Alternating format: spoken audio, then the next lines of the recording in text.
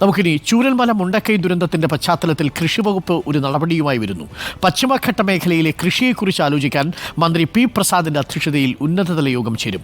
നിലവിലുള്ള റിപ്പോർട്ടുകളും പഠനങ്ങളും അടിസ്ഥാനമാക്കി നടപടി സ്വീകരിക്കണമെന്ന വിലയിരുത്തലിന്റെ അടിസ്ഥാനത്തിലാണ് യോഗം.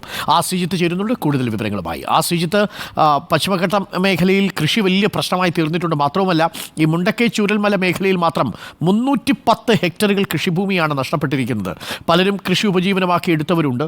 അപ്പോൾ അവരൊക്കെ ഇനി എങ്ങനെ മുന്നോട്ട് പോകും എന്നൊരു വലിയ ചോദ്യം മുന്നിൽ നിൽക്കുമ്പോഴാണോ കൃഷിവകുപ്പ് പശ്ചിമഘട്ടത്തിലെ കൃഷിയെക്കുറിച്ചുള്ള കൂടുതൽ ആലോചനകളിലേക്ക് കടക്കുന്നത്? Arun, good morning. പശ്ചിമഘട്ട മലനിരകളിലെ കൃഷി എങ്ങനെയാകണം, അതിൻ്റെ താഴ്വരകളിലെയും അതിനോട് ചേർന്ന പ്രദേശങ്ങളിലെയും കൃഷി എങ്ങനെയാകണമെന്നതിനെ പറ്റി ഒരു കാഴ്ചപ്പാട് സ്വരൂപിക്കാതെ ഇനി മുന്നോട്ട് പോകുന്നതിൽ അർത്ഥമില്ല എന്ന വിലയിരുത്തലിൻ്റെ അടിസ്ഥാനത്തിലാണ് കൃഷിവകുപ്പ് നിർണായകമായൊരു ചുവടുവയ്പ് നടത്തുന്നത്.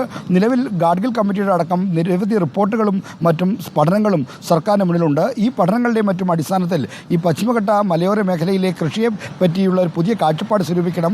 ആ കൃഷി എങ്ങനെയാകണമെന്നതിനെപ്പറ്റി ഒരു ആലോചന ഉണ്ടാകണം, ഒരു പ്ലാനും പദ്ധതിയും അക്കാര്യത്തിൽ ഉണ്ടാകണം എന്നാണ് കൃഷിമന്ത്രി പി പ്രസാദിൻ്റെ ഉറച്ച തീരുമാനം. അദ്ദേഹം അറിയപ്പെടുന്ന പരിസ്ഥിതി പ്രവർത്തകൻ കൂടിയാണ്. ഇതിൻ്റെ അടിസ്ഥാനത്തിലാണ് ചൂരൽമല മുണ്ടക്കൈ ദുരന്തത്തിൻ്റെ പശ്ചാത്തലത്തിൽ ഇങ്ങനെയൊരു ഉന്നതതല യോഗം വിളിച്ചിരിക്കുന്നത്. വൈകുന്നേരം 5 മണിക്കാണ് കൃഷിമന്ത്രിയുടെ അധ്യക്ഷതയിൽ ചേരുന്ന ഈ യോഗം. കൃഷി വകുപ്പിലെ സോയിൽ സർവേ ഡിപ്പാർട്ട്മെൻറ്റ് അടക്കമുള്ള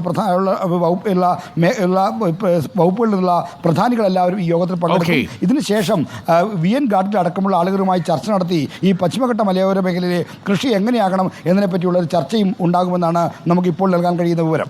ശ്രീജിത്താണ് വിവരങ്ങൾ നൽകിയത്. പശ്ചിമഘട്ട മേഖലയിലെ കൃഷി എങ്ങനെയാകണം എന്ന കാര്യത്തിൽ കൃഷി വകുപ്പ് കൂടുതൽ പഠനം നടത്തും. പഠനം നടത്തിയൊക്കെ വരുമ്പോഴേക്ക് പാവം കൃഷിക്കാരുടെ ഭൂമി നഷ്ടപ്പെട്ടിട്ടുണ്ട്. അവർക്ക് ഇതിനുള്ള കോമ്പൻസേഷൻ കൊടുക്കണം. കവളപ്പാറയിലും പെട്ടിമുടിയിലും പുത്തുമലയിലും അടക്കം ഭൂമിക്കുള്ള കോമ്പൻസേഷൻ ഇനിയും നൽകിയിട്ടില്ല എന്നതും സർക്കാരിനെ ഒന്ന് ഓർമ്മിപ്പിക്കുന്നു. പഠനമൊക്കെ നല്ലതാണ്, തീർച്ചയായും അത് ആ മേഖലയിൽ കൃഷിക്കാർക്ക് ഉപകാരപ്പെടും. പക്ഷേ അതിനു മുമ്പ് സർക്കാർ ആലോചിക്കേണ്ടത് ഭൂമി നഷ്ടപ്പെട്ട മനുഷ്യർക്ക് എന്തു കൊടുത്തു എന്നത് വലിയ ചോദ്യചിഹ്നമായി നമ്മുടെ മുന്നിലുണ്ട്. അത് മറക്കരുത്. വീട് വെച്ച് കൊടുത്തു, ശരി, പക്ഷേ ഭൂമി നഷ്ടപ്പെട്ടവർക്ക് ഇനിയും കോമ്പൻസേഷൻ കിട്ടിയിട്ടില്ല. കവളപ്പാറയിൽ കോടതി കയറുകയാണ്, കോടതിയുടെ ഉത്തരവുണ്ട് എന്നതും സർക്കാരിനെ നമ്മൾ ഓർമ്മിപ്പിക്കുന്നു.